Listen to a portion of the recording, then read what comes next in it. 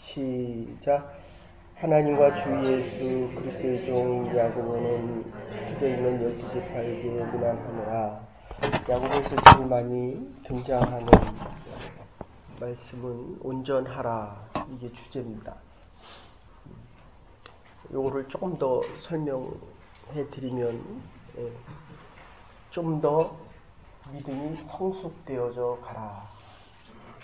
제가 몇 번 말씀드렸지만 로마서는 하나님을 알지 못하는 사람들이 예수 그리스도가 나의 구원자 되신다는 것을 믿기 위하여 로마서와 갈라디아서를 읽는다고 한다면, 그러니까 믿지 않는 자들을 위해서 쓰여진 복음이 이게 로마서입니다. 그런데 이 야고보서는 우리가 유년주일학교나 특히 중고등부, 청년부에서 많이 논쟁하는 믿음이냐 행위냐 어느 게 먼저냐라고 얘기할 때 야고보 사도는 그렇게 얘기하지 않습니다. 야고보서 2장 2절 가보시면 아브라함이 이삭을 드릴 때에 이삭을 드려야 되겠다라고 하는 것은 생각입니다. 내가 선교를 가야 되겠다. 선교를 가는 것은 행위고 내가 전도를 하겠다라고 하는 것은 생각입니다. 그래서 야고보서 2장 2절에 보면 아브라함이 이삭을 드릴 때의 믿음의 행위를 보시고 그 행위를 보시고 믿음이 행위와 함께 일하고 있다, 이렇게 표현을 합니다. 그러니까 이 야고보서는 믿는 자들을 위하여 쓰여진 말씀입니다. 이유는 좀 여러분들이 이렇게 잘 생각하시면 이 야고보라고 하는 사람이 세 사람 나타납니다. 베드로가 있으면 요한의 형제 야고보, 그래서 예수님께서 늘 다니실 때마다 베드로, 요한, 야고보와 같이 다니셨고, 또 다른 야고보는 주의 형제 야고보입니다. 그러니까 그 동생을 이야기합니다. 예수님의 동생을 이야기하고, 다른 야고보는 알페오의 아들 야고보, 사도 중에 한 사람인 야고보를 이야기합니다.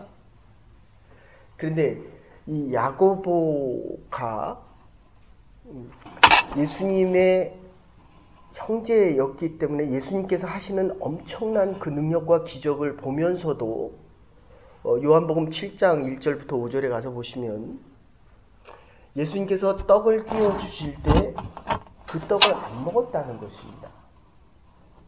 그래서 여러분, 그 캐톨릭에서는 칠성례를 이야기하지만 우리는 세례와 성찬만을 중요시 여깁니다. 그러니까 이 성례를 중요시 여깁니다. 그래서 제가 미군 부대에서 비행장 근무를 쓸 때도 이 캐톨릭 신자들은 물론 이제 개신교를 믿는 분들도 축복 기도를 할 땐 꼭 들어오지만 이 캐톨릭 신자들은 성만찬을 하지 않으면 이거 뭡니까? 떡을 그 신부님이 나눠줄 때 그걸 먹지 않으면 예배를 드리지 않았다. 그분들의 표현으로 한다면 그분들은 뭐라 그러죠? 이게 예배에 참석하는 거를, 어쨌든 이 떡을 먹지 않으면 그분들은 예배를 드리지 않았다라고 하는데, 어쨌든 이 칠성례에서 우리는 두 가지만 택해서 세례와 성만찬식을 거행하게 됩니다. 그래서 이 세례와 세례식 때 있는 떡과 포도주는 우리가 1년에 한 2번, 많게는 3번, 어떤 교회에서는 4번 정도 하는데, 이것은 반드시 해야 되는 선택적인 상황이 아니라 반드시 필요적인 상황인데, 예수님의 형제 야고보가 이 성만찬을 예수님이 살아계실 때는 먹지 않았다는 것입니다. 요한복음 집에 가셔서 7장 1절부터 5절을 보시면 이렇게 띄워줄 때 그걸 먹지 않았다는 겁니다.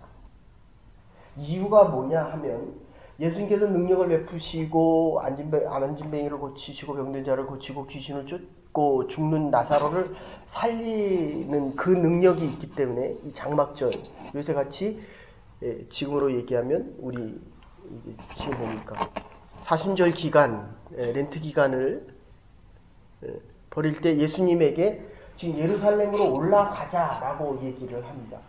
근데 예수님 올라가시질 않습니다.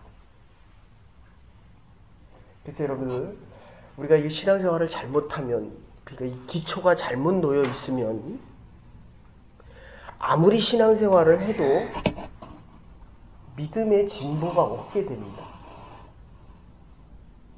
이게 아주 중요한 사항입니다. 똑같이 예배를 드리러 가는데 그럼 뭐가 문제냐? 좀 조심스러운 얘기인데 어제도 제가 저녁 시간에 원래는 11시에 수술을 한다 그랬는데 이게 미뤄져서 2시로 됐다가 급한 환자가 오면 여기는 의료 시스템이 그렇지 않습니까?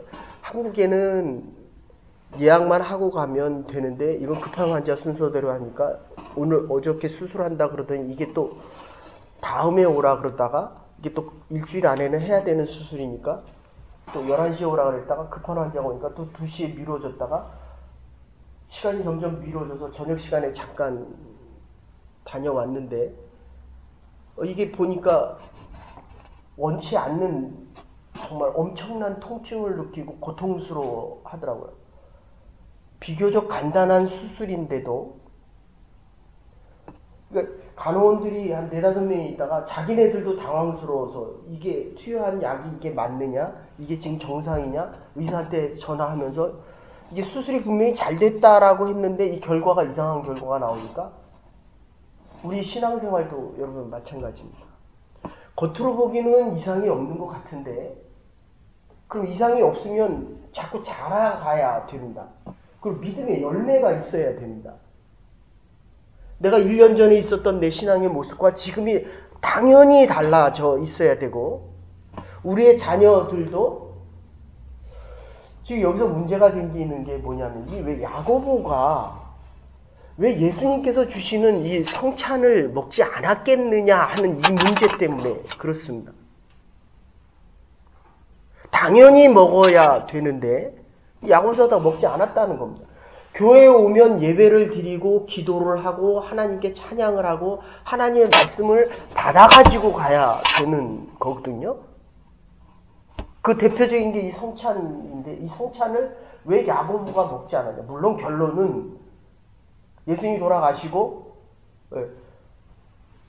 고린도전서 15장에 집에 가서 보시면 15장 5절 정도에 보시면 예수님께서 부활하고 나타나신 것이 처음에 누구에게 나타납니까? 베드로에게 나타나고 그 다음에 12제자에게 나타나고 그 다음에 500여 성도에게 나타나고 그 다음에 나타나는 게 누굽니까? 그 다음에 나타나는 게 야고보입니다. 1대1로 만나 주십니다. 그러면서 성찬을 안 하던 이 야고보가 예수님께서 주시는 성만찬을 하면서 이제 메시아로 자기 형제가 아닌 메시아로 이제야 부활하신 예수 그리스도를 만나고 성찬을 들으면서 결국 나중에 성전 위에 꼭대기다 놓고 네가 예수를 부인해라 라고 바리새인과 서기관들이 얘기할 때 저거 봐라. 인자가 지금 부활하신 인자가 저기에 있는 것을 너희들은 보지 못하느냐라고 이야기합니다. 이 인자라고 하는 용어도 신학적으로 굉장히 중요한 용어인데 다니엘서에만 등장하고 그리고 이 사복음서에는 한 몇 번 안 등장하거든요. 그러니까 그리스도라고 하는 것은 우리에게는 예수를 얘기하지만 뭐 이슬람에 가면 마호메시 되고 뭐 힌두교에 가면 또 다른 신들이 되고 그리스의 수백만의 신들 중에 하나로 보고 있는데 우리가 얘기하는 거는 33년 동안 이 땅에 오셔서 살다가 죽었다가 부활하신 하늘나라 가신 인간 예수와 신적인 그리스도가 합해지는 그 용어가 어디 있느냐 찾아내는 게 그게 인자라는 용어입니다.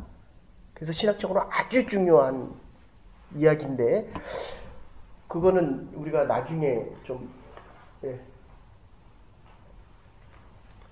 그래서 더 앞으로 오세요. 늘 맨 앞에 오세요.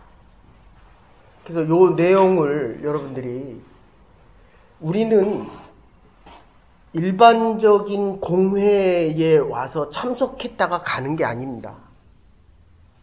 매번 예배드리러 올 때마다 부활하신 예수 그리스도를 말씀으로 만나던 성령으로 만나던 기도할 때 만나던 주의 전에 나올 때는 이 부활하신 예수 그리스도를 만나러 온다는 것입니다. 이게 신앙과 믿음에 대한 고백입니다.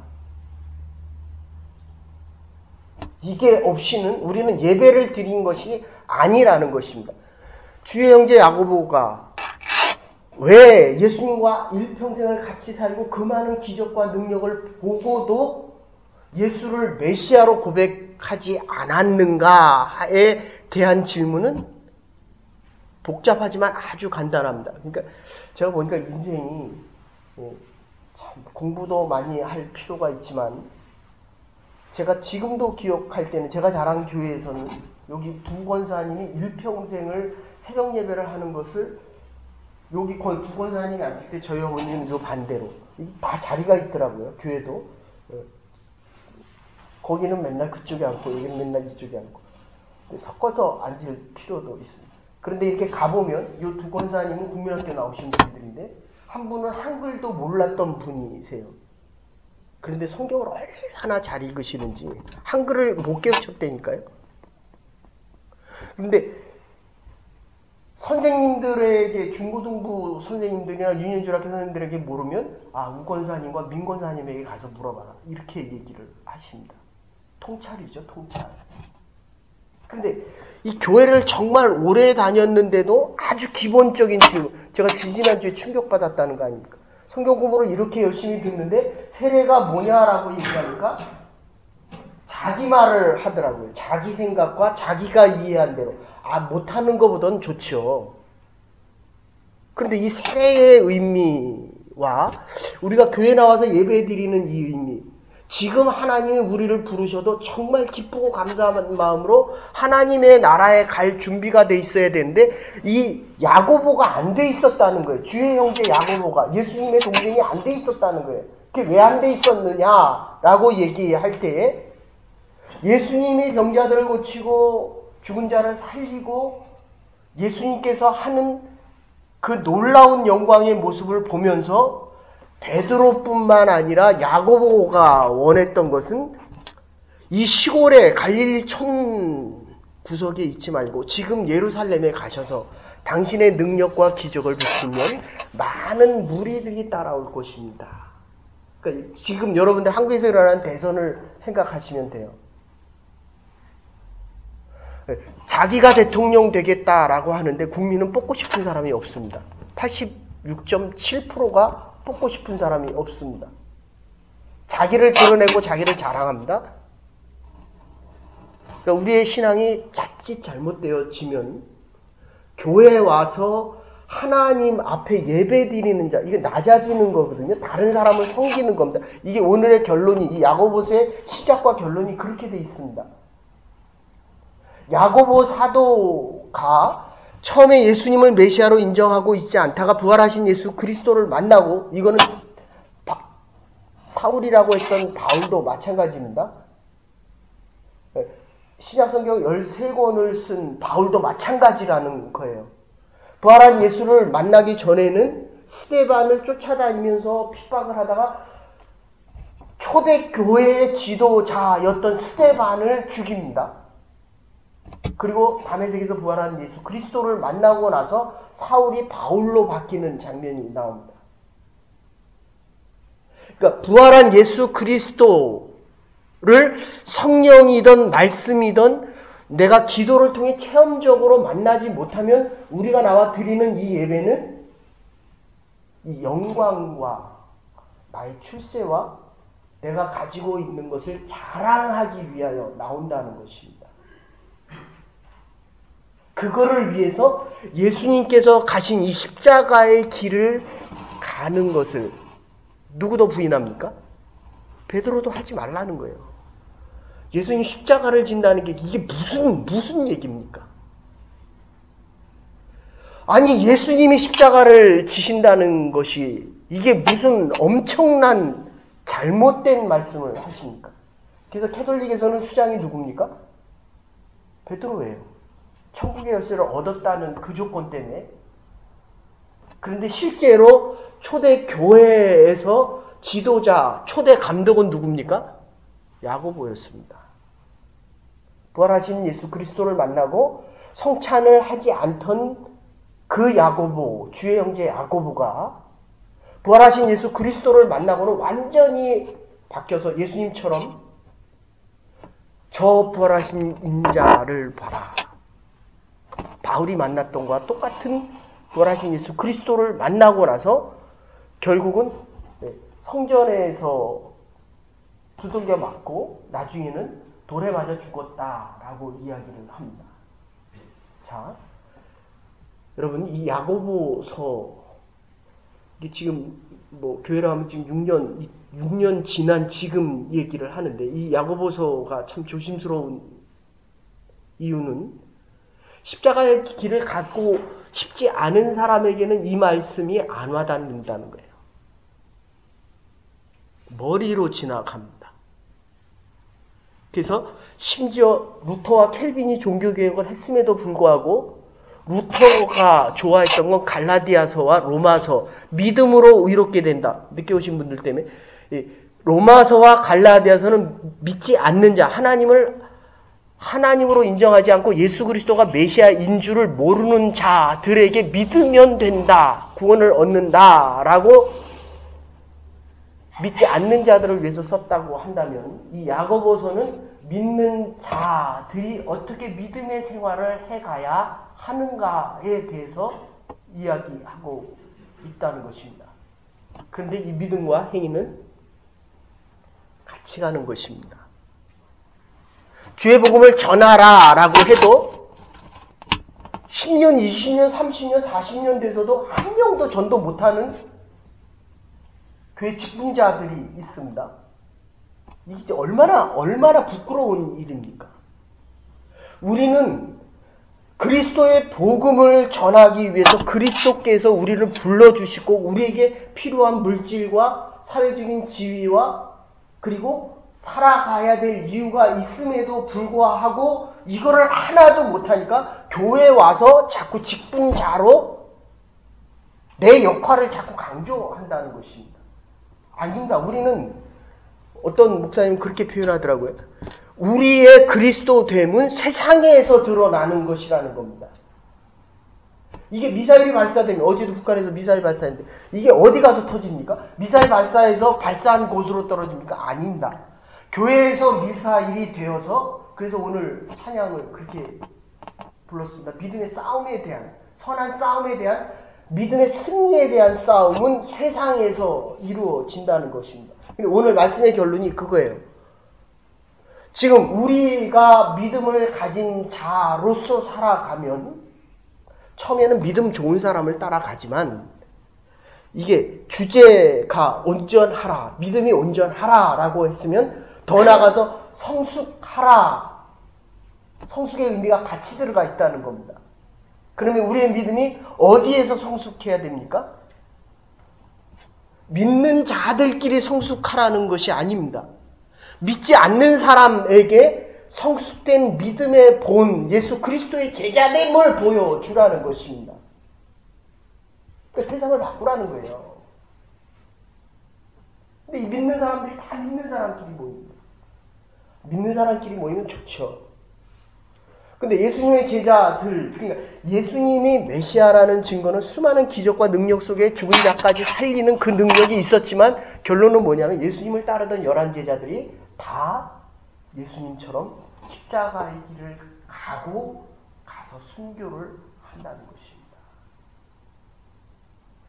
이게 복음의 능력입니다.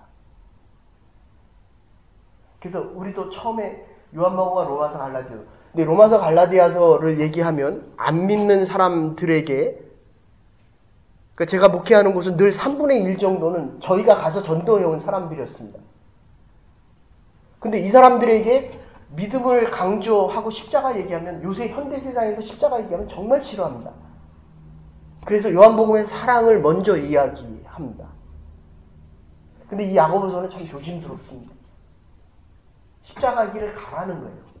네가 가고 있는 이 길은 십자가의 길을 가는 사람만, 믿음의 행위를 하는 사람만이 이 야고보서가 다가오기 때문이라는 것입니다. 여러분, 로마 캐톨릭에서조차도 야고보가 제가 공부하던 곳에 제가 소속돼 있던 곳은 낙스였지만 공부하는 곳은 캐톨릭의 영성을 공부하는 곳이었습니다. 그럼 이제 수녀님들하고 신부님들하고 이제 대화를 자꾸 합니다. 제가 좀 짓궂게 또 이런 질문을 했어요. 내가 아무리 봐도 초대 이스라엘 공동체, 이스라엘 교회의 초대 감독은 야고보였지 않느냐. 이건 문서상으로 아주 분명하고. 근데 왜 니네는 베드로를 수장으로 여기냐? 뭐 그러면 이제 뭐 여러 가지 얘기를 합니다. 이런 저런 얘기를 하는데, 예수님께서 베드로에게 네가 이제 교회 머리가 되리라 라고 했을 때 베드로가 고백한 것은 주는 그리스도시요 살아계신 하나님의 아들이입니다. 네가 나를 누구라고 하느냐? 물어보세요. 옆 사람에게 물어보세요. 당신은 나를 누구로 물어보세요. 네. 오늘 집에 가서 물어보세요. 당신은 주께서 주신 나의 머리요, 나의 면류관이다 라는 고백이, 이게 주가 주되시지 않으면 불가능합니다. 주님이 네가 나를 누구라고 하느냐? 주는 그리스도시요 살아계신 하나님의 아들입니다 라고 얘기할 때, 바요나 시몬아 내가 복이 있도다, 천국의 열쇠를 너에게 주겠다라고 하면서 그 다음에 따라가는 말이 뭡니까? 이제 내가 가서 복음을 전하면서 십자가의 길을 가겠다라고 했더니 그거 가지 마십시오. 이렇게 얘기하는 거예요. 우리가 선교 가는 목적을 뭐 4가지로 했지만 그 중에 하나는 십자가의 길을 가겠습니다 라는 믿음의 고백이 있어야 된다는 겁니다. 근데 선교 몇 번 갔다 온 사람들이 뭐라고 얘기하냐면 선교에 가서 얻은 게 없어서 안 간다는 거예요. 그거는 전제 자체가 지금 바뀌어 있는 것입니다. 십자가의 길을 가기 때문에 그게 의미가 있는 거예요. 그것만으로도 의미가 있다는 것입니다. 그리스도의 사랑을 내가 십자가의 길을 갈 때, 이 교회 올 때 왜 왔습니까? 여기는 십자가를 지기 위해서 가는 교회입니다. 우리 성도들의 길은 십자가의 길을 갈 때에 생명이 있음을 깨닫게 되고, 생명을 전할 때 살아있는 생명으로 주님 앞에 설 때까지 살아있는 생명이 영원한 생명으로 바뀐다는 거예요. 제가 어제 병원에 가서 깜짝 놀랐습니다. 이게 간단한 수술인데 맹장 수술은 30분이라고 한다면 이 아킬레스건을 복원시키는 데는 45분이면 되거든요. 근데 물론 가서 이게 그날 수술하는 분들은 이 병원마다 다 다르기 때문에 한국에서도 그렇지만 여기서도 인텐시브 케어 유닛 이 중환자실에도 목회자들은 거의 다 통과를 시켜줍니다. 근데 이거 찾는데 오래 걸렸고 나중에 상황이 급해지니까 인텐시브 케어 유닛으로 옮기는데 이거 보호자 외에는 들어오지 말라는 거예요. 그래도 다행히 이제 집에 올 때쯤 되니까 안정이 돼가지고, 근데 이게 가서 보니까 이거는 굉장히 위급 상황이더라고요. 그럴 때 드는 마음은 그거예요. 믿음이 좀 충만해서. 그러니까 이 불교에서 해탈을 하면, 이 복식호흡을 하면서 해탈을 하면 내 안에 있는 나와 밖에 있는 내 피지컬이 하나가 되게 만듭니다. 우리 기독교에서는 그거를 성령 충만하다.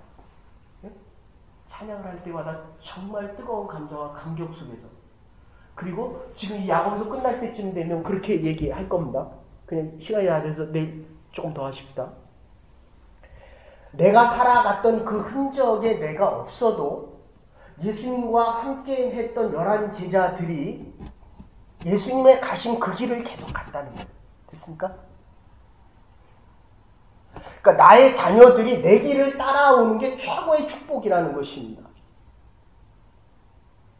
내가 장로의 직분과 목사의 직분과 권사의 직분으로 가던 이 길을 나와 함께 하던 일들이 정말 기쁨과 감사함으로 11 제자가 순교의 길을 간 것처럼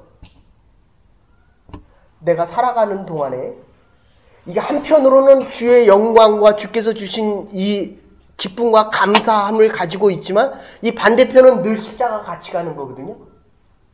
영광이 크려면 십자가의 고난도 커야 된다는 겁니다. 근데 선교 준비해 보니까 어떻습니까? 내가 크니까 작습니까?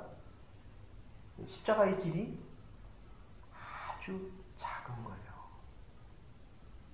그래서 이거를 크게 해야 합니다. 여러분, 사람들은 다 성공을 위해 살아가고 성공하고 싶다라고 하지만 성공할 수 있는, 원래 우리 기독교에서는 이 성공이란 말을 안 쓰고 성취라는 말을 씁니다. 하나님의 약속을 받아서 내가 그 약속대로 갈 수 있느냐, 그럼 그 길이 뭐냐라고 얘기할 때 늘 십자가의 길은 같이 가고 있는 겁니다. 빛이 있으면 어둠이 있듯이, 영광이 있으면 고난이 있듯이, 고난이 없는 영광은 없습니다. 그건 사단이 주는 거라는 겁니다. 제가 그 병실에 가서 깨달은 게 겁니다. 야, 건강할 때의 병실을 오는 거와 몸이 아플 때 오는 것은 참 다르구나. 목사가 제일 많이 가는 게 환자들하고, 저는 옛날부터 그랬어요. 잔치집에는 거의 안 갔고, 전에 있던 목회할 때도 그랬고 한국에서도 그랬고, 이 병원 신방이나 어려운 데는 많이 갔습니다. 그러니까 저는 있는 사람을 보는 것보다는 없는 사람을 볼 때 가슴이 훨씬 더 많이 움직여집니다. 너무너무 아파요. 그러니까 그쪽으로 가게 되는 겁니다. 그러니까 여러분들이 십자가의 길을 갈 때마다 이 감사와 기쁨이 자꾸 커져야 돼요. 이게 십자가의 길을 이기 때문에 아픈 것도 있지만 그 아픈 때 운동하고 나면 아프죠. 근데 그 기쁨과 감사가 더 커지듯이 이게 더 커지는 것을 우리와 함께하는 사람들과 특별히 나의 자녀들에게 가르쳐주지 못하면 살면 살수록 십자가로부터 멀어지게 됩니다. 예수님께서 11 제자가 십자가의 길을 갔듯이 예수님과 함께 하던, 오늘 못한 것 내일 더 하겠습니다. 함께 하던 자들에게, 그들에게 필요한 능력을, 십자가의 능력입니다. 물론 병자들을 고치고 와서 뭐라고 얘기합니까? 제자들이 귀신도 쫓고 병자도 고쳤습니다. 그리고 예수님한테 와서 자랑하니까 뭐라고 얘기합니까? 나는 너희들 모른다. 우리가 주님 앞에 섰을 때 하나님이 나 너 모른다. 뭐라고 얘기할 겁니까? 내가 이 땅에 돈도 이렇게 많았고 이만큼 성공했고 이만큼 많은 일을 했는데 그거는 다 너의 영광을 위해 한 거 아니냐. 우리가 이 자리에 나올 때마다 물어야 됩니다. 하나님, 내가 어제 하루를 정말 이 십자가의 길을 가기 위해 몸부림을 쳤습니까? 라고 스스로를 물어야 됩니다. 하나님, 이 야고보 사도가 간 길을, 앞에는 메시아인 줄을 몰랐다는 거예요. 고난이 싫었다는 겁니다. 그런데 이제부터는 주의 길을 가겠나이다. 부름받은 주의 백성들, 주의 길을 가는 십자가의 능력의 사람들, 이 십자가의 길을 갈 때 주께서 우리에게 준비하신 그 영광의 그 길, 생명과 능력이 있게 힘들지만 감사와 기쁨이 더 크기 때문에 갈 수 있는 이 길, 구원받기 위하여 믿는 것이 아니라 믿은 자로서 그리스도의 십자가의 길을 갈 수 있는 하나님의 믿음의 사람들, 용기를 가지고 믿음을 가지고 능력 가지고 하나님의 교회와 선교와 우리에게 맡겨주신 일들을 감당해 나갈 수 있는 하나님의 사람들 될 수 있기를 주의 이름으로 축원합니다. 이제는 교회 머리 되신 주 예수 그리스도의 극진하신 은혜와 하나님의 무한하신 사랑과 성령의 감동 교통하심이 주의 십자가를 지며 주의 길을 따라갈 때 우리의 행함이 믿음이 되어 믿음대로 살 때에 주의 능력 가지고 이 땅을 넉넉히 이기며 살기로 결단한 부름받은 주의 백성들과 하나님의 교회와 우리의 사역 위에 이제로부터 영원토록 함께 하시옵기를 축원하옵나이다. 아멘.